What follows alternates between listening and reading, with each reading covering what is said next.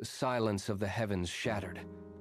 A shadow, vast and prideful, rose against the throne of light. At the center of the celestial expanse, Saint Michael the Archangel drew his blade. His name, "Who is like God?"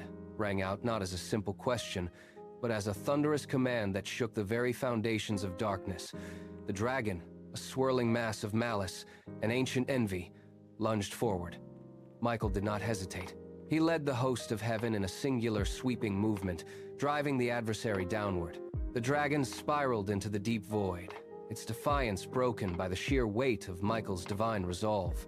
The fall was absolute, leaving only the light of the throne behind.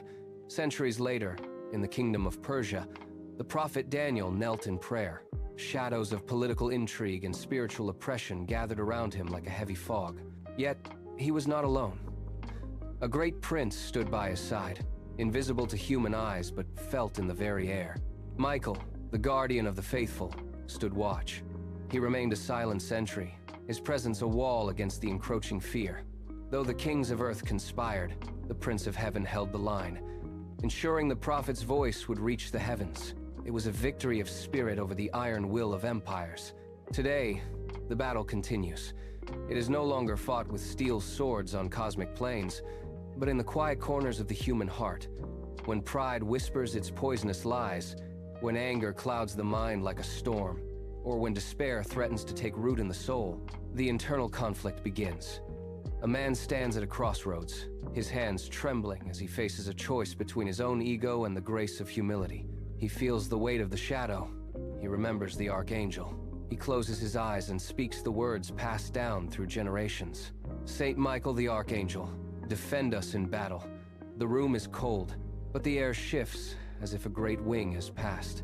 The man draws a steady breath, his posture straightening as he turns away from the temptation. He does not rely on his own strength, for he knows he is merely a vessel for a greater light.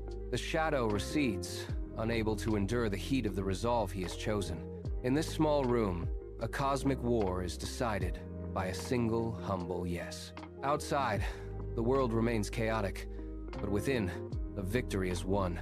The armor of the Archangel is not made of metal, but of trust in a power greater than any darkness. As the sun rises, the man steps forward. The battle against evil is constant, but the outcome is already written.